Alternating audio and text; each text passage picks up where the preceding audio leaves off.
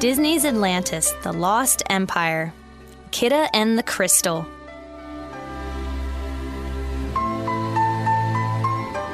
Long ago, a huge tidal wave headed straight for a city called Atlantis.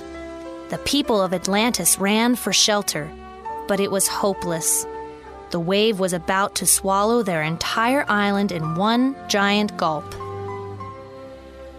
The royal family raced for the palace. "This can't be happening," the king of Atlantis told himself. Atlantis was a powerful city. How could it ever be in danger?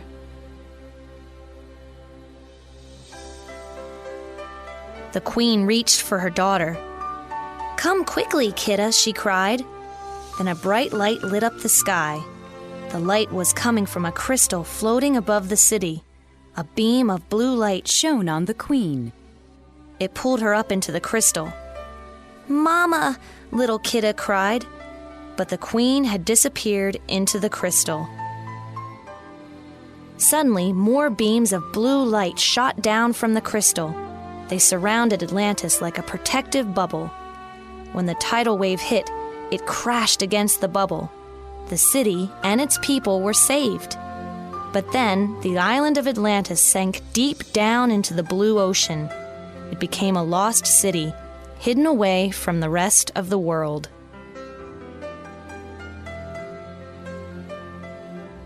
Many, many years passed. Princess Kida grew into a strong young woman. She was curious, too. She wanted to find out why Atlantis had sunk into the ocean. She could also see that the city was now becoming weak. But mostly, she was worried about her weakening father. One day, Kida visited her father in his throne room. "Father, tell me again about the day my mother was taken away," she said. The king did not like to talk about the past. "We cannot change our history," he told his daughter. Upset, Kida left the throne room. She would go hunting instead.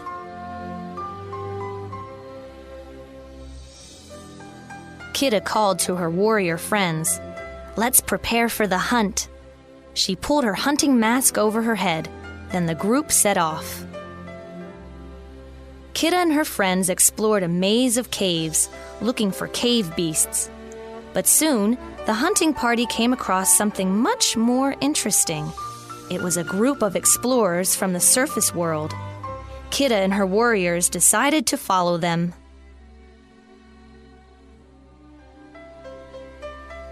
After a while, one of the explorers became separated from the others. He was hurt. Kida went to take a closer look. The young man wore strange clothes. His shoulder was bleeding. Kida took off her crystal necklace and placed it on the wound. In a flash, the man was healed. Then more surface people arrived.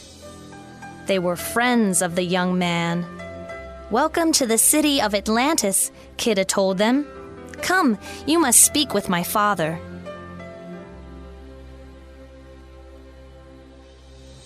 The king was not happy to see visitors.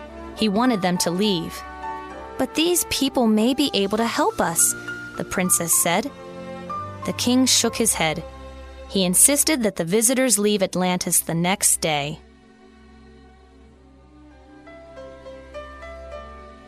Kida was disappointed. She wanted answers to her questions. She found one of the explorers waiting outside the throne room. He was the man she had healed. His name was Milo. "I have some questions for you," Kida said, grabbing his arm. "And you are not leaving this city until they are answered." Milo agreed. He was just as curious about Atlantis as the princess was.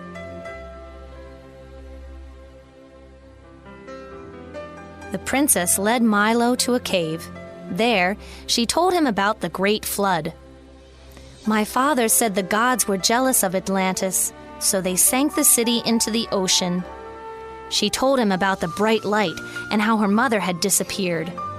"You were there?" Milo cried. "That would make you more than 8,000 years old." "Yes," Kida replied calmly. "How did you find this place?" Milo showed the princess an ancient leather book, the Shepherd's Journal. It was full of information about Atlantis. Kida stared at the worn journal. Milo was surprised to learn that she could not read.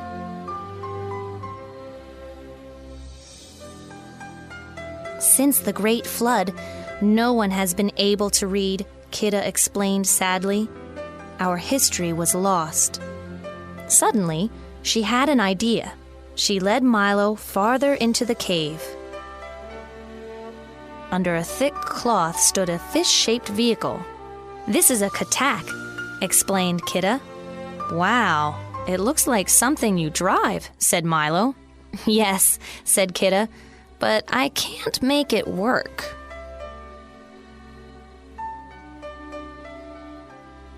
Milo read the instructions carved into the top of the katak to Kida. Following them, she placed her crystal into a slot. The vehicle started and rose into the air. "With this thing, I can see the whole city in no time," Milo shouted.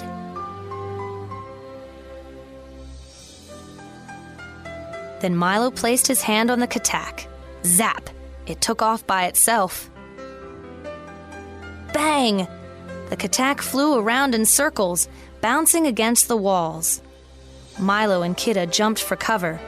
The katak stopped with a crash. So Kida showed Milo the city on foot.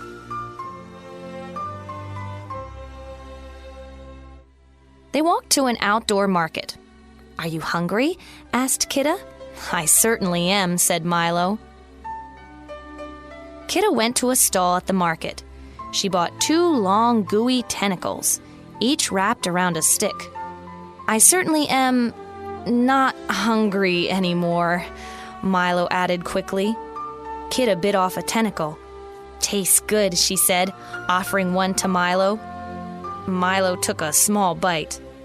"Not bad, but it could use some ketchup."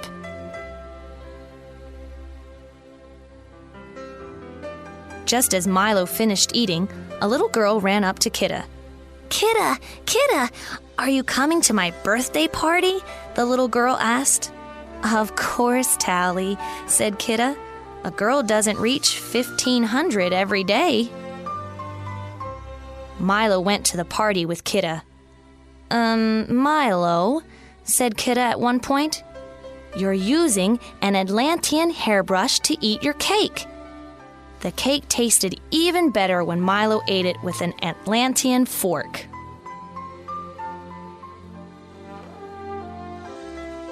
Milo and Kida left the party and climbed to the top of the hill overlooking the city. Milo gazed down at Atlantis. "The most my team hoped to find was some crumbling buildings," he told Kida. "Instead, we found a whole city full of people." But the princess just shook her head sadly. Her beautiful city was slowly falling apart. Every year, it was harder to find food. Every year, her people forgot more of their history.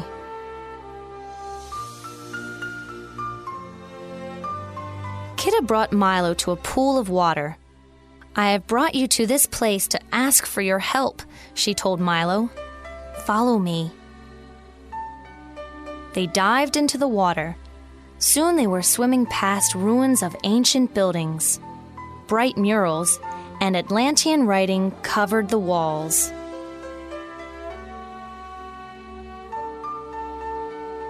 "This is amazing," Milo said when they came up for air. "The history of Atlantis is painted on these walls." He held up Kida's glowing crystal necklace to read the ancient writing. Kida could barely speak. Milo could tell her the whole story. At last, she would find out what had happened to her city. "Does the writing say anything about the light I saw?" Kida asked Milo. They took deep breaths and swam back under the water. In one drawing, Milo saw a large crystal falling from the sky. In another drawing, people were wearing pieces of the crystal around their necks.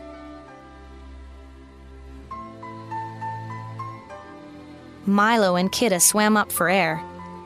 "The light that you saw," Milo explained, "is the heart of Atlantis. It is a power source. It keeps everyone and everything in Atlantis alive." Kida remembered the last time she had seen the huge crystal. Her mother had floated up into its blue light.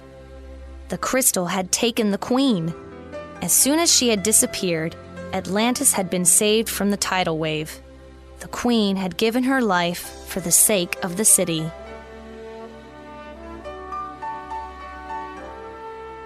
Kida hugged Milo.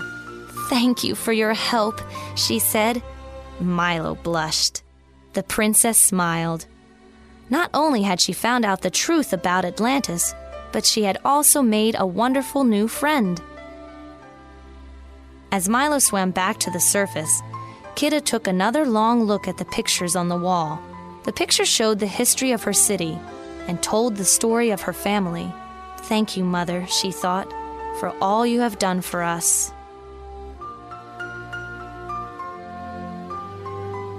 Just then, the crystal around Kida's neck began to glow.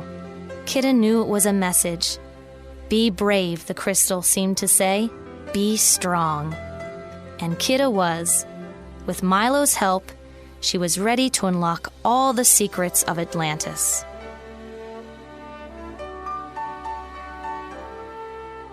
The end.